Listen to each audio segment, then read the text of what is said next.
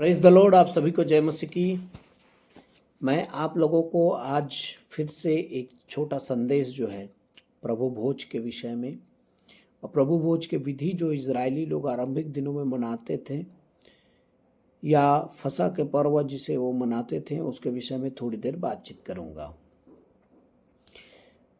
आपको आश्चर्य होगा कि आपको अगर मैं बताऊं कि प्रभु भोज में आरंभिक यहूदी लोग जो हैं 4 प्याला और 3 प्रकार की रोटियां प्रभु भोज में रखते थे, क्योंकि प्रभु भोज का भी एक लंबा स्तर चला है, एक लंबा समय चला है।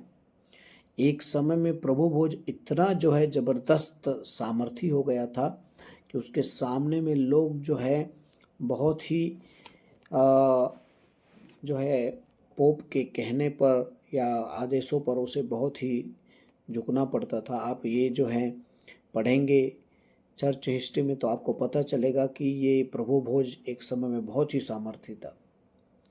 आज कई बार हो सकता है वो जो है कलीसियाओं में सामान्य रूप से हो गया होगा, लेकिन एक समय में प्रभु भोज बहुत ही ज़बरदस्त था। मैं आरंभिक कलीसिया के समय में यहूदी लोग जो कुछ तरीका से प्रभु भोज को इस्तेमाल करते थे वो इस प्रकार थे। 4 कटोरा प्रभु भोज कर लेते थे, 4 जो है दाखरस अलग अलग 4 गिलास में। आप इसे ऑनलाइन भी देख सकते हैं, गूगल करके लॉर्ड सफर 4 कप करके लिखेंगे तो 4 कप लिखेंगे तो आपको आ जाएगा ये।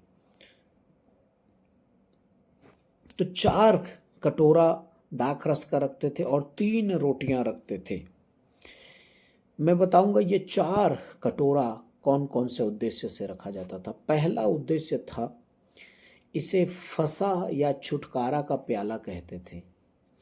फसह या छुटकारा का प्याला वे लोग पीते थे जो फसह के छुटकारा को प्राप्त किए हैं या मिस्र के छुटकारा को प्राप्त किए हैं, या उसके उस याद को कि फसह का जो है यादगारी में या छुटकारा के यादगारी में इसे पिया जाता था, पहला कप।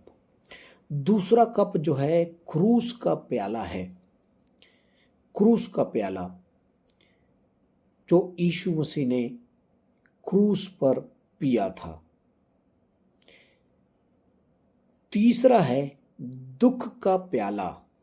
यीशु मसीह एक बार कहते हैं, आपको क्रूस का प्याला याद होगा जब वो गतसमनी में प्रार्थना कर रहा था, मैं क्रूस का प्रभु ये कटोरा चाहे तो तुम उसे हटा सकता है लेकिन तेरी मर्जी हो। तीसरा कटोरा उसे दुख का प्याला कह सकते हैं हम लोग। दुख का प्याला किस प्रकार है?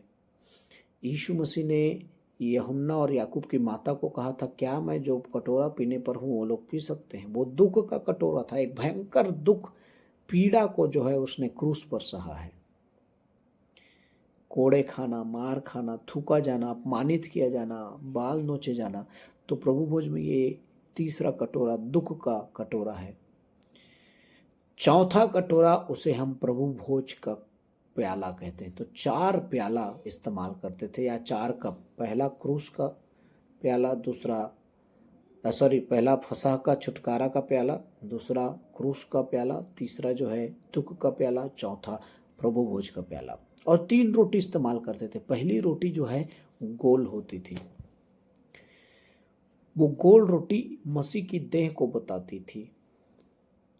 दूसरा आधा रोटी को वो जो है क्या करते थे, आधा रोटी खाते थे और आधा रोटी को छिपा देते थे, कहीं उसे ढूंढना पड़ता था।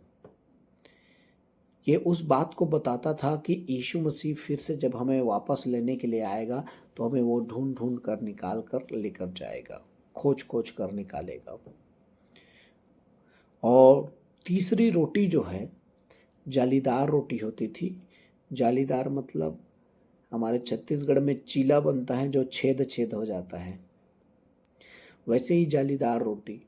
तो जालीदार रोटी आप हमारे जो है हमारे जो राजस्थान के पास्टर जी हैं वो अपने वीडियो में अक्सर बनाते हैं और उन्होंने इस जालीदार रोटी को भी बताया है। सचिन क्लाइव जी, आप जरूर उनके वीडियो को देख सकते हैं। और वहाँ पर मुझे देखने को मिला, उससे पहले मैं इस संदेश को प्रचार किया था, लेकिन रोटी मैंने उनके वीडियो में देखा।